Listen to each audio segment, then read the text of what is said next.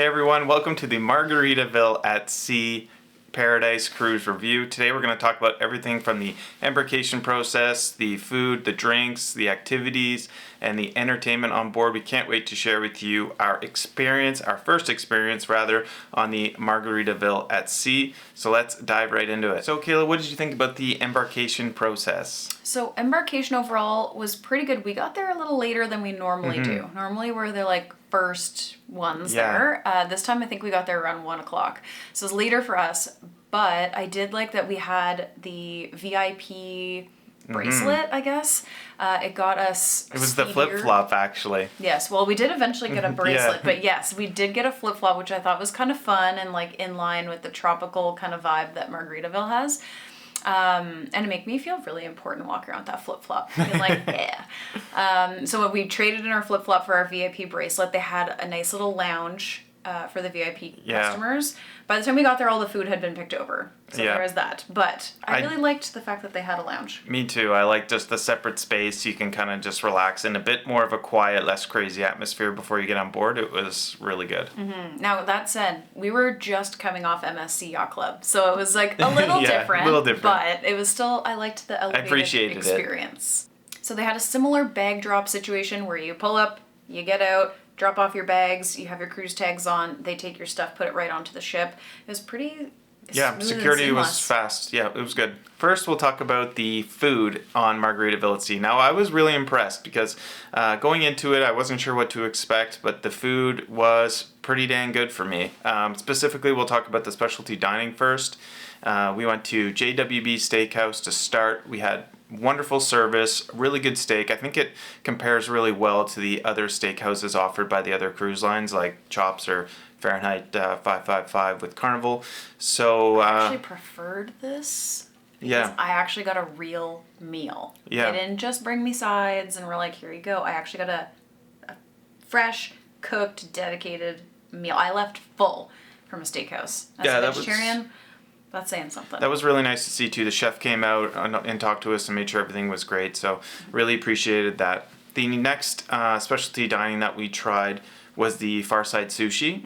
Now this was a hit and miss for mixed bag for both of us. One, I enjoyed myself. I had sashimi and some ramen and some appetizers.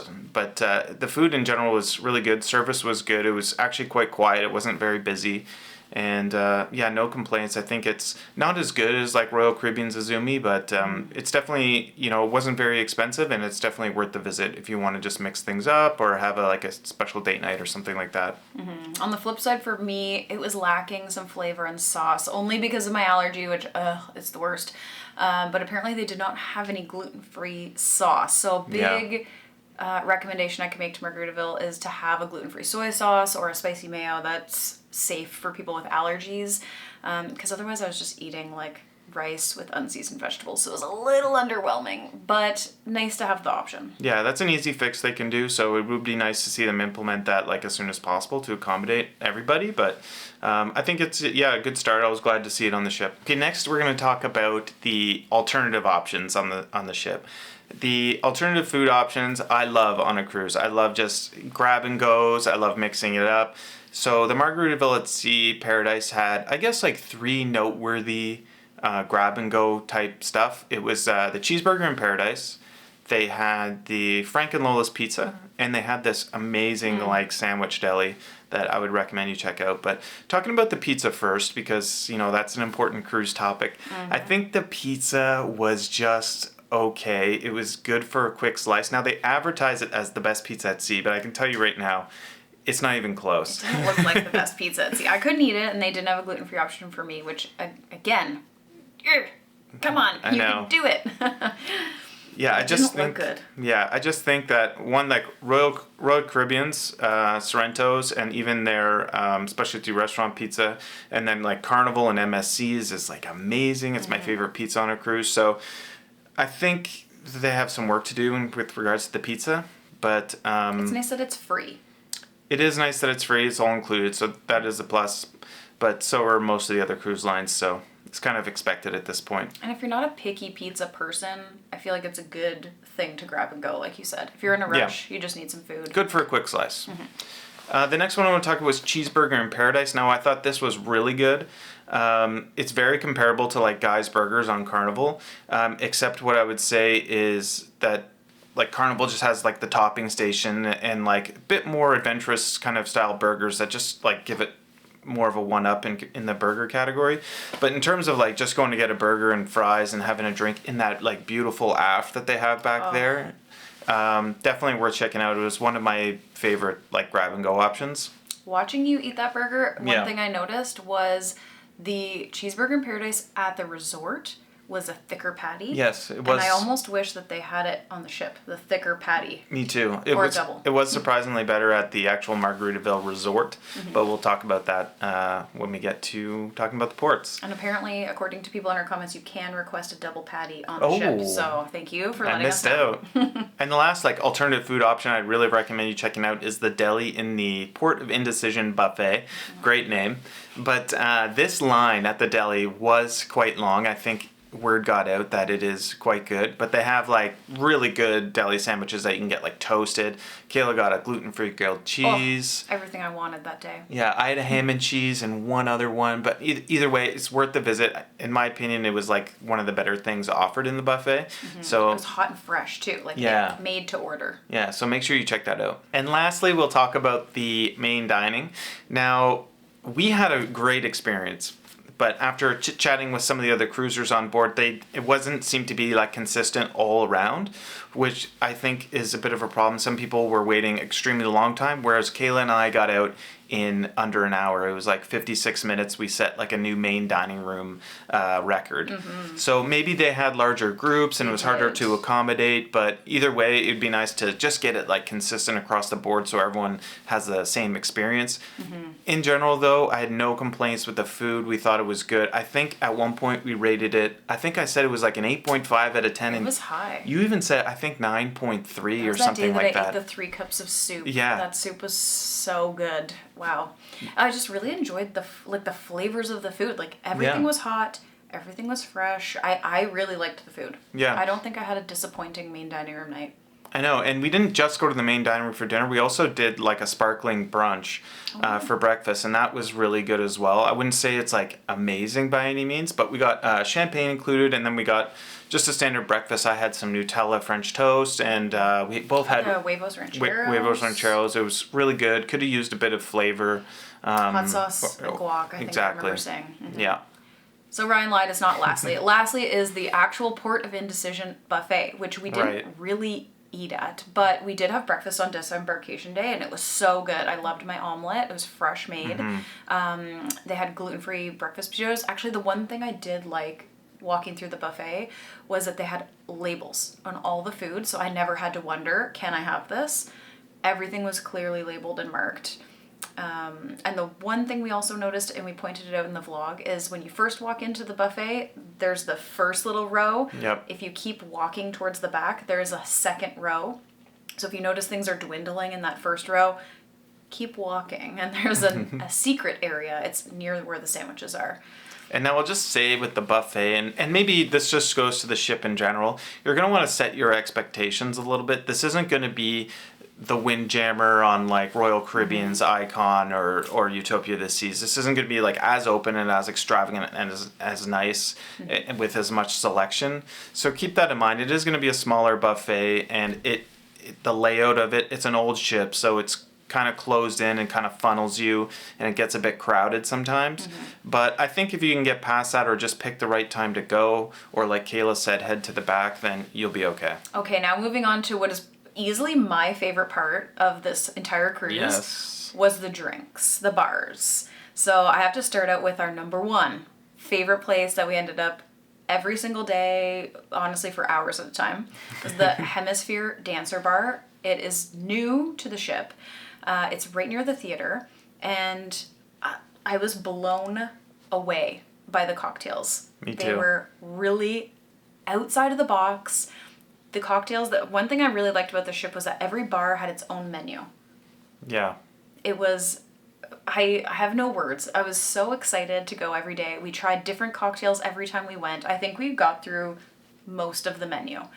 And I was so, like the elevation, the little garnishes, the flair bartending, the flame, like all the things you want in a bar, they nailed it. Yeah, and just to talk about the bars having a different theme or menu, when you go to a bar, you want you want to have an experience with that bar. You don't want the same menu at bar A as bar B, and it just doesn't even matter where you grab a drink. Whereas like on the Margaritaville at Sea, what they did really well was everything was decorated differently. The menu was completely different. They had like signature cocktails for that bar. And like Kayla said, the Hemisphere Crafts and Spirits bar had we had smoked drinks. We had like they were roasting the pineapples and doing like really cool stuff with espresso martinis. And yeah, it was just enjoyable sitting there. And then with the live music, it made a really great atmosphere. And the bartenders, they made it. They were so funny. They were so engaging. You didn't feel like you were annoying them by asking them to make a drink. They were excited to make you a drink. And they were happy to be there. Yeah. That was nice. I really liked that a lot. It was a lot of fun. Great pre and post dinner cocktail spot. I highly recommend going there. We actually almost missed a show hanging out there. Yeah. The other bar we really want to highlight it wasn't new, but it was updated, which is the 12-volt bar, which is in the adult area of the pool on the aft of the ship. They had their own menu. They had specific cocktails. They featured a lot of margaritas and really elevated fun pool drinks for a pool. Like for a pool, you figure you get, a mixed cocktail, a can of beer, or like a pina colada. And they were mixing up some really interesting flavors on that ship. Yeah, I got to give it to the bartenders there because it's like kind of 360 bar experience. So there's people, all around him, and it's just like one, maybe two guys, and they're working their butts off. So hats off to the bartenders there. But we really enjoyed like beautiful sunsets there, great music, great. We had a lot of conversations, met some new people. It was just honestly a really good spot, not only during the day but also at night. It was beautiful out there. They have lights hanging. Oh yeah, really lights. Great. The hot tubs in the back there open. Oh, it was just a really good bar. And I liked that they had an adult-only pool. Yeah, that was definitely where we spent the majority of our pool time. They also have two other bars. They have the Euphoria bar, which is kind of in like the main middle hub area of the ship, which was a good bar. It also had its own menu. It had a pretty large selection in there, which I really liked. And that's where you'd find a lot of the live music, the entertainment, and stuff like that. And then we also had the License to Chill bar, which was the pool bar kind of in the middle between the adult area and the regular pool area. I really liked that bar too, actually. Yeah, they did some it was good. bartending under there. They were fun. It was actually nice to get away from the wind in that bar. Yeah, that was a good... Had windows. Yeah, there's some other bars, like in the Keys in the Water, there's a bar there, but nothing like really noteworthy. They were all kind of pretty good, but the ones that really stuck out to us was the 12-volt and the Hemisphere Crafts and Spirits bar. Next we'll talk about the pools or the Lido deck. So overall, I'd say the Lido deck could use a bit of work. It was nothing that special. The pool was actually quite small. It was more of like I called it a cold plunge. Yeah, it's like a get in, get out. It's just kind of a little square, and mainly during the day, it's like filled with kids, and it just would it's not very pleasant to be in there. But thank God they have an adults only area in the back that I'll talk about in a second. But sticking to the main area, there also isn't a lot of lounger chairs around. Now, thankfully, they have like the top deck like you'd see on most cruise ships. But down on the main area, there's probably like 20 to 30 pool chairs, which it seemed like too they had quite a bit of wasted space. So you definitely have to get up early on a sea day. Yeah, maybe they need to be a little bit creative and find a way to get more chairs in there. But they had a great embarkation party on there, and they have great space for like dancing and activities. I got to say the activities were quite fun, but we'll get into that. There was this one spot kind of behind the pool where it was like steps and they had a shower area. I feel like if they would have blown that out and made the pool bigger, I feel like they could make more use of that pool space. But it was fine. Yeah, for sure. It's always nice too. I kind of like when there's like a TV in the pool area too, like playing some random, like if there's a sports game on, or I don't typically like when it's just like the repeating, I don't know, Red Bull channel stuff, but if it's like a sports game or something, I like when there's a TV on the pool deck, or catching a movie at night is always fun as well.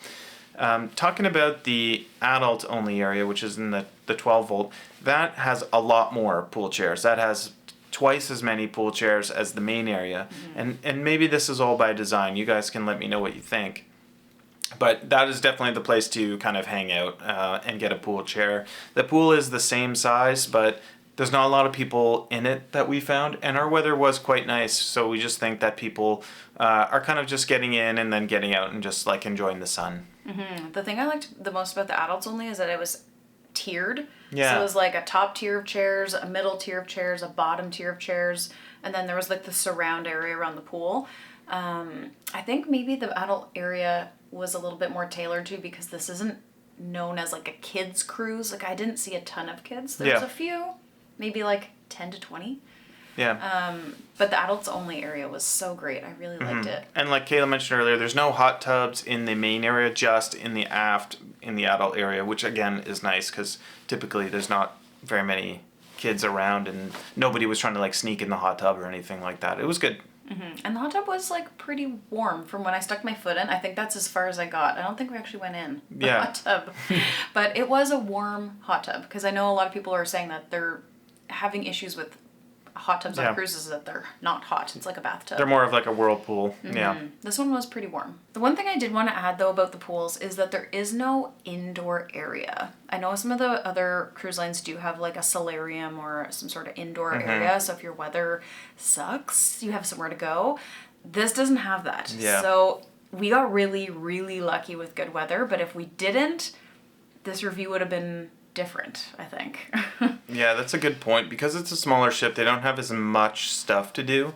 So I'd say like if you don't drink and if you had bad weather, that would be the worst, in my opinion, not the greatest cruise. But it depends on what you like to do, whether you just like reading a book or whether you like to have a drink and sit in the sunshine, right? So I think that goes with any cruise, but just like specifically on the smaller ones, there's less to do, so weather is a bit more dependent. Okay, so speaking of activities and entertainment, I have to say I was very impressed.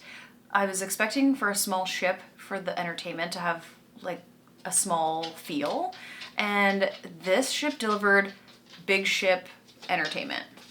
Yeah, I think one thing that they did really well is like some of the other cruise lines too, they start like incorporating like a big screen or just like more special effects into their shows, which just adds a little bit more, I don't know, engagement or like appeal to it. And I was surprised to see that Margaritaville did that as well. But all the shows were really good, and we had really good seats for all of them. So make sure to check out the vlogs if you want to see what they're like. But I would recommend going to all of them. It was a lot of fun. Yeah, I really enjoyed that they had acrobats and stuff like that too. There was shows that were outside of the box. It wasn't just singing and dancing. I really liked the, no spoilers, but there was like a Margaritaville radio show that really was fun. I really liked it a lot. I thought they really nailed it. And next we'll talk about some of the activities that they had on board. So there was always something to do around the ship for the most part. Like they had pickleball, they had beer pong tournaments, they had poolside activities, things like that. But then also they had this like hoedown party. And it was kind of like a country themed party with line dancing. It was like led by the crew. A lot of fun, really engaging. Kayla got up there and learned some new line dancing moves. So I really enjoyed watching. I didn't participate, but Kayla, maybe you could speak to that. I had a great time. And I also like that the dancers, the professional dancers, got out on the dance floor and showed us like how to do these line dances properly. So it wasn't kind of like, you know, someone who thinks they know the dance in front of you trying to teach you. It was professional dancers teaching you exactly how to do it. They made you feel really comfortable, and they were a lot of fun. Yeah, I can't remember what they call them. It's like Royal Caribbean's Fun Squad, but they were called like the like an Flip activities Flop team or something. Yeah, it was something Margaritaville themed, but they had a Fun Squad, which we love when they come out and like get the party started. We think that's like really important to, you know, get people into it. Yeah. Yeah, no one has time for a warm-up. We just need to get in and get the party started. That being said, too, the cruise director, she was a lot of fun. She was a hoot. Yeah, it was good. Now, one thing I was kind of pleasantly surprised with, too, I thought I was going to kind of get sick of all the Jimmy Buffett throughout the cruise. And I thought, like, going into it, I was like, that's probably all they play. But no, it wasn't like that at all. They had, like, Jimmy Buffett playing in the Euphoria Lounge, like, basically constantly with music videos. But other than that, it was just sprinkled in and actually quite enjoyable. They had really good music, I thought, especially in the adult-only area. So if that's a concern of yours, then don't even think twice about it. It's really not in your face or anything like that. Okay, now to talk about our ports. So this cruise now sails to Nassau, Bahamas, which normally we're not very excited to go to because we've been there A lot. a lot. And but this time we are going to the Margaritaville Resort, which we've never been to. So to talk a little bit about the resort in general, I think it is fantastic for families, especially if you have, teens or young kids, that sort of thing. I think there's tons of stuff to do. They have a great beach, great pool. They have slides, a flow rider. With our package, we had a lunch included. So with families, I think it's really great. If it's just like two adults, personally, I think that it's not as good as like an adult-only, quieter, more relaxing resort, or even a high energy, more of a party vibe resort. It's not like that either. This one's seems to be really geared towards the family aspect. I don't know. What did you think? I was like, that being said, I was like, we were just us, and I still had a great time. Yeah. Because we went to the beach first, and we were a short walk away from 12 Volt to go get some drinks. We had chairside service. Lakeisha just was all over it. She was so great. And then it kind of made me do things I wouldn't normally do. I did the flow rider. Yeah. I went in the lazy river twice. Mm-hmm. Lazy river was good. It was really fun. So it depends on what you want to do. If you're just looking to chill and kind of act like a kid, I would go back. Yeah. But if you're looking for more of an adult specific excursion, then there's probably other ones you could go to right down the beach. But I didn't not enjoy it. I actually ended up having a lot of fun. Yeah, we had a great day. I gotta say, doing the flow rider together at the same time, that was really cool. And then also, the lazy river was a lot of fun. So, we always say cruising is what you make it. So it just depends on what you're looking for. But I would say, especially if you have a family, that this would be a great resort. Oh yeah, I would definitely take my nephews back. Yeah, they'd have a blast there. They would have so much fun. The other thing I liked about it was if you're not interested in any of that, they did have jet skis, paddle boards, kayaks, all that kind of stuff that you could rent and go out and make your own day out on the ocean. I gotta say, I don't know if this is right across Nassau, but the beach was very smooth and the water was super calm. It was in this concave area that just made the water glass. People were doing the paddleboarding with ease without having to hit waves and stuff like that. So bring your snorkel mask. It I did see seems like a good fish. spot. Yeah. So now we're going to talk about disembarking the ship. So this really came into play twice for us. Once when we got off for our Nassau excursion, and once when we disembarked at the end of the trip. So when we got off in Nassau, we were in the Euphoria Lounge with other people who were taking this excursion. And the idea was they were going to call people by excursion by group, and then you would disembark the ship first before general disembarkation. The only thing that kind of got muddled was they don't have enough staff to monitor the stairwells. So on Royal Caribbean, you have so many staff that are able to stand in the stairwell and yell at you and tell you not to stand in the stairwell. They didn't have that here. So everybody was just trying to get off at the exact same time. It was a bit of a disaster. Yeah. A lot of people were very mad. It was a nightmare a little bit. It was not great. Like Kayla said, with somewhere like Royals, they bring those little rope things to stop people from going in a certain direction. This was open season. Plus, I think we had the fast pass or the faster to chill pass, which I think gives us faster debarkation. It did not. And although they called for only those members, everyone just went. And even when you tried to say, I'm in the fast pass line or whatever, they're too bad, we all are. Just nobody was having it. So they need to come up with a different solution or to, kind of herd the traffic a little bit better on the way down to the gangway. Yeah, that definitely. Because a lot of people were really frustrated. It was blocking elevators, blocking stairs. It's very dangerous. So they have to do something about figuring out how to disembark people a little bit in a more organized fashion. And then same thing happened in disembarkation day when we were trying to get off. They called early flights, appointments, and the VIPs all at the same time. How are you going to monitor that anybody has an appointment or an early flight? There's absolutely no way. So everybody beelined it right for the stairs. Again, we're blocking all the stairways. We're blocking the elevator access for people who need it.